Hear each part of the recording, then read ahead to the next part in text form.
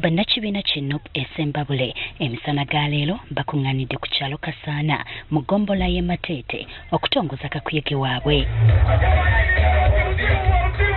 Enteekateeka eno ewoomeddwamu omutwe omubaka wa Mawugola South Goreti Namugga.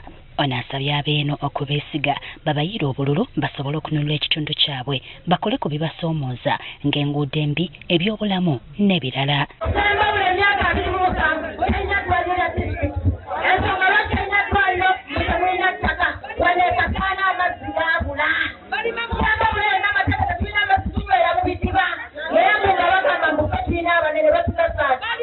Yamyuka President wa Nuupu mu Buganda Mohammed Muwanga Kivumbi abadde omugenyi omukulu ku mukono guno akunze bannamawugola okuteeka obwesige mu bannakibiina kya Nuupu okusobola okununula eggwanga lino. Tebamanyi oba za Buganda oba za Mukyoli oba za Mulago oba za Mulaalo oba za Mukiba oba za Mutuusi oba za Mwiru so naffe n'abatuba kyekiki kyekimu essaawa etuuse tutwale ababbi bano tubagambe emyaka yetulobadde omukisa okukulembera Uganda ekimala kikola ki.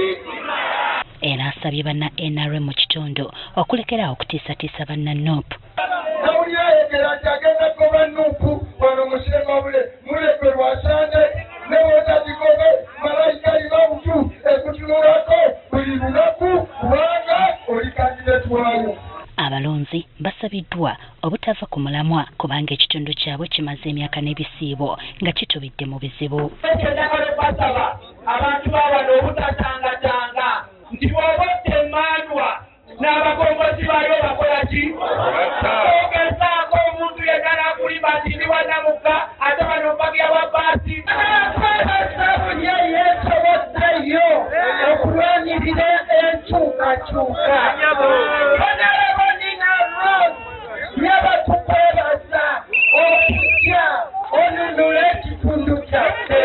Oluvannyuma Rose Kankunda akwasiddwa manvuuli ng'akabonero k'ekibiina mu butongole atandika okusaggula obuwagizi.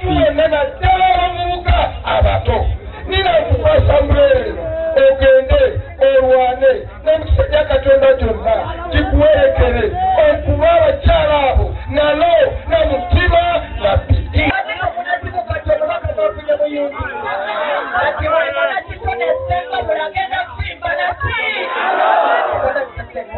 Kinajjukirwa nti mu kulonda kwa 2021 ekibiina kya Nuupu kyafunayo omubaka omu yekka Goreti Namugga owa Mawugola South ku babaka abataano abakiikirira abantu mu masaza ag'enjawulo agakola disitulikiti y'e Ssembabule.